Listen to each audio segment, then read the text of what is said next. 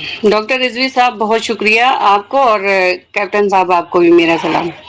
अच्छा, मुझे ये कहना है कि जो कैप्टन साहब ने कहा है वो तो खैर युद्ध के रूल ही यही होते हैं, बिल्कुल सही कहा है।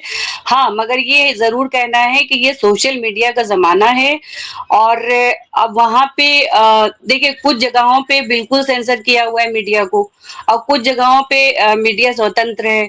अब हमारे वहाँ पे देखा जाए तो फ्री मीडिया है एक तरह से, हालाँकि अब नहीं रही है, लेकिन फ्री मीडिया हुआ करती थी किसी ज़माने में क्योंकि हम लोग भी देखा करते थे, काफ़ी पहले से देख रहे न्यूज़ वगैरह। और इसी तरह से जो अगर ईरान का नुकसान हुआ, लेबनान में हुआ, अभी प्राइम मिनिस्टर को जो असैसिनेट किया हुआ है या जो भी उनके साथ मिनिस्टर थे वो उनको सबको मारा हुआ है, तो सब हम लोगों को पता चल रहा है। लेकिन इज़राइल में इसलिए नहीं पता चलता है कि मीडिया को सेंसर किया हुआ है, कोई भी विदेशी मीडिया जो है उसको भी हटा दिया है वहां से। अब जो सिर्फ उनकी अगर भाषा बोलेंगे या उनके कहने पे चलेंगे या जो आईडीएफ अगर उनको जो है खबर देगी, जो भी आईडीएफ रिपोर्टिंग करेगी वही रिपोर्टिंग वो भी करेंगे। और इस वजह से पूरा सही-सही ऐसा नहीं है इतने दिनों से हुती का हमला चल रहा है, हिजबुल्लाह से इतने दिन से टकराव हुआ, ईरान ने रिसर्च सेंटर तक तबाह कर दिए और तमाम मकानात चले गए, तमाम लोगों की जान चली गई, हर तरह का नुकसान हुआ है। लेकिन ये है कि हाँ, ये बात सच है कि वहाँ से खबर नहीं आ रही और जगहों से खबर कैसे आ जाती है? भई ज़ाहिर है जर्नलिस्ट इसीलिए होते हैं और जो एक्टिविस्ट होते हैं, जर्नलिस्ट होते हैं या जो और कोई भी किसी भी तरह से अब जैसे गज़ा से भी कोई ना कोई वीडियो तो आ ही जाता है। इतने बुरे वहाँ पर हालात है बावजूद उसके भी कोई ना कोई वीडियो हम लोगों तक पहुँच ही जाता है। क्योंकि उससे तो मतलब बुरे हालात तो कहीं भी पूरी दुनिया में कहीं नहीं है। देखा जाए तो जैसे गज़ा में हालात हैं आजकल, उस तरह के हालात हमने तो अपनी पूरी ज़िंदगी में कहीं कभी नहीं देखे हैं और ऐसा कहीं नहीं हुआ है। लेकिन ये है कि फिर भी हम लोगों को वहाँ की भी खबर मिल रही है। हाँ, वहाँ इज़राइल की हमें खबर नहीं मिल रही है क्योंकि इज़राइल भड़काता रहता है, एक तरह से प्रोवोक करता है दूसरे देशों की जनता को तख्ता पलट के लिए कि आपके वहाँ पानी नहीं है, आपके हुक्मरान झूठ बोल रहे हैं और हम आपके लिए हितैषी हैं हम आपके और दूसरे लोग जो हैं वो कुछ भी नहीं कर रहे हैं, आपके हुक्मरान आपसे झूठ बोल रहे हैं और हम बहुत सच्चे हैं, हम आपके लिए बहुत अच्छा कर सकते हैं। हालाँकि ऐसा कुछ भी नहीं है, अगर अच्छा कर सकते हैं तो वो इतना बड़ा जेनोसाइड क्यों कर रहे हैं? भाई पूरी दुनिया देख रही है, कभी यूरो बॉन्ड कर रहा है, कभी और अरब कंट्रीज से आवाजें आ रही हैं। अब तो मिस्र को भी खतरा हो गया, अब तो तुर्की को भी खतरा हो गया है, तमाम देशों को खतरा भी हो गया है। तो उसपे भी इन्होंने कहा है कि देखिए राइट्स का वायलेशन हो रहा है और मिस्र अपने वहाँ जो लोग जाना चाहते हैं उनको ले नहीं रहा है। तो भाई आप ऐसा क्यों कर रहे हैं जो लोग जाना चाहते हैं? पहली तो बात जो लोग जहाँ पे आपने कहा 40% कब्जा हो गया है, तो वहाँ पे कब्जा हो गया नहीं हो गया है अभी तक आप तो श्योर ही नहीं है कि हाँ हमने इनको मारा कि उनको मारा और उधर हूती हैं हूती किसी तरह से झुकने को तैयार नहीं है चाहे आप उनके प्राइम मिनिस्टर को मार डालें चाहे जो है डिफेंस मिनिस्टर को मार डालें चाहे किसी को मार डालें तो उनका साफ कहना है कि हम प्राइम मिनिस्टर के बदले प्राइम मिनिस्टर को असैसिनेट करेंगे और डिफेंस मिनिस्टर जितने भी मतलब जो जो पोस्ट पे जो हमारे यहाँ रहे हैं अगर जिनको आपने मारा है तो हम उनकी शहादत भूलेंगे कभी नहीं और उसका हम बदला लेके रहेंगे जरूर से जरूर। तो ये सब खबरें हमारे तक आ रही हैं क्योंकि मीडिया के थ्रू ही आ रही हैं। हाँ, इजराइल से खबर नहीं आ रही क्योंकि बेंगोरियन एयरपोर्ट जो है कितनी बार उस पर हमला हुआ है, पूरा तबाह हो गया है, बर्बाद हो गया है। रिसर्च सेंटर जो बहुत महंगा इनका था इजराइल का, वो भी तबाह हो गया ईरान के हमले में। इसी तरह से बहुत सारी ऐसी इमारतें हैं, बहुत सारे ऐसे मतलब मकाम हैं जहाँ पे बमबारी भी हुई है, मिसाइल भी गिरी हैं, ड्रोन भी गिरे हैं। लेकिन ये है कि वहां से कोई ऐसी खबर अभी तक आई नहीं। हालांकि 6,000 से ज्यादा वहां पे जो आईडीएफ के लोग हैं वो मर चुके हैं और हमास के जो अगर लड़ाके हैं तो इनका तो यही कहना है कि हमने हमास का सफाया कर दिया है। तो हमास का सफाया अगर कर दिया होता तो अभी तक उनको टक्कर बराबर से कैसे मिल रही है हमास से।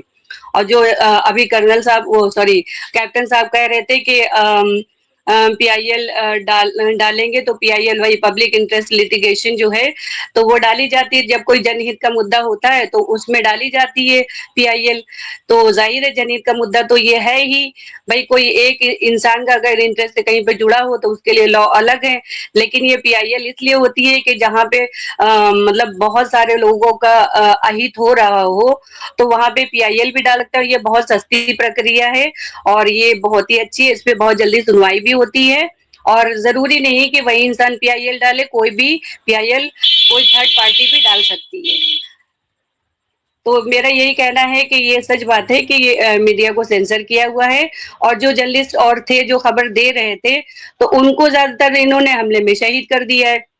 जैसे अल जजीरा के थे, यहाँ तक कि अमेरिका के सीएनएन के थे, और अभी लाइव प्रोग्राम चल रहा था, उसमें भी इन्होंने जो है बॉम्बिंग करी है।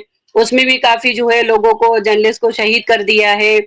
तो ये सब चीजें हैं। तो इसराइल जो है अपनी हरकतों से तो वाकई बाज नहीं आएगा। और जब तक ये, वैसे ये तबाह बर्बाद हो गया है, लेकिन ये बात प्लेटफॉर्म पे मीडिया की नहीं आ रही है कि ये इस तरह से इसराइल का हाल है। तो मेरे ख्याल से तो ये जो बात है सही है कि अभी हम लोगों को खबरें पूरी तरह से सही सही नहीं मिल रही हैं, क्योंकि जब वहां पे मीडिया ही नहीं है, वहां पे जर्नलिस्ट ही नहीं है जो अगर सच्ची खबरें दे रहे हैं तो उनको हलाक किए दे रहे हैं, तो कौन फिर खबर देगा? ये भी बात है। अब यहाँ हम लोग डेमोक्रेटिक कंट्री में रहते हैं, तो अभी भी कुछ ऐसे जर्नलिस्ट हैं, डिजिटल मीडिया के हैं, ये जो भी है मेन स्ट्रीम मीडिया तो क्या ही कह रही है, क्या ही दिखा रही है, वो तो सभी जान रहे हैं। लेकिन जो और जर्नलिस्ट हैं, यूट्यूब वाले या जो भी हैं, तो हम लोगों को खबरें सही सही मिल जाती हैं। लेकिन और जगहों पे तो ऐसा भी नहीं है, बैन किया हुआ है मीडिया को, और जो भी वो चाहते हैं वही रिपोर्टिंग होती है बस। और क्या है, बस मुझे तो यही कहना है कि बात तो बिल्कुल सही है। सोशल मीडिया का ज़माना है तो कहीं न कहीं से खबर तो आनी चाहिए। अपने नुकसान को छुपा रहे हैं अभी, लेकिन ऐसा तो नहीं है कि हमेशा छुपा पाएँगे। कभी न कभी तो आएगा ही ऐसा, सामने ऐसी खबरें आएँगी कि पता चले दुनिया को कि इनका क्या नुकसान हुआ है। और अभी ट्रम्प ने फिर से जो है हमास को धमकी दी है, और कहा भी है कि हमास से मेरी गंभीर बातचीत चल रही है, और इस बार अगर आप लोगों ने नहीं माना तो बहुत ही बुरा अंजाम हो जाएगा। इस बार मेरी बात मान लीजिएगा, क्योंकि उनको भी नोबेल पुरस्कार लेना है तो वो उसके लिए उतावले हैं। और ये भी कहा है कि जो है 20 लोग हैं हमास के पास। मेरे ख्याल से, मेरे ये नहीं समझ में आता है कि जब अभी तक किसी को ये नहीं मालूम है कि कितने मतलब कैप्टिव्स हैं वहां पर, तो ट्रम्प को कहाँ से खबर मिल गई कि 20 हैं सिर्फ? उनको कैसे पता चल गया कि हमास के पास 20 ही मतलब कैदी हैं, युद्धबंदी 20 हैं उनके पास? तो वो तो इतने दावे से कह रहे हैं कि जितने हैं सबको एक साथ छोड़ दो, और तो फिर ये जो लड़ाई है ये अपने आप खत्म हो जाएगी। लेकिन हमास को मालूम है कि इन लोग अपनी जबान पे कायम रहते नहीं है। तो हमास ने भी यही कहा है कि आप ऐसा करिए, गारंटी ले लीजिए और वहां पे युद्ध बंद करवा दीजिए। अगर आप युद्ध बंद करवा देंगे और गारंटी लेंगे तो हम सबको छोड़ देंगे। भाई मसला ही क्या है? मसला तो यही है ना कि आप जो है वहां पे जो बमबारी कर रहे हैं और मासूम लोगों को मार रहे हैं, जुल्म कर रहे हैं इतना ज्यादा, छोटे छोटे बच्चों को भूख से मार रहे हैं, कहीं बॉम्ब से मर रहे हैं, कहीं भूख से मर रहे हैं। तो ये सब चीजें हैं। तो मेरे ख्याल से तो थोड़ा वक्त लगेगा, लेकिन ये है कि सभी कुछ सामने एक दिन आ जरूर जाएगा। और कैप्टन साहब की भी बात बिल्कुल सही है कि युद्ध में कोई अपना तो नुकसान तो कोई नहीं बताती, कोई कंट्री नहीं बताएगी कि हाँ भाई अगर हमारा जहाज गिरा, यहाँ तक कि राफेल हमारे भी गिरे, तो क्या हम लोग ने बताया राफेल गिरे? तो भाई दूसरी मीडिया से पता चला है।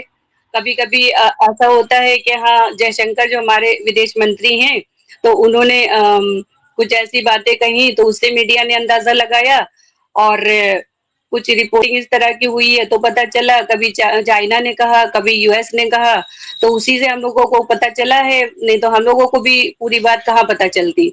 और ऑपरेशन सिंदूर में ये सच है कि इसका कितना नुकसान हुआ है, तो अभी तरह से पूरी तरह से तो हम लोग नहीं कह सकते कि किसका कितना नुकसान हुआ है।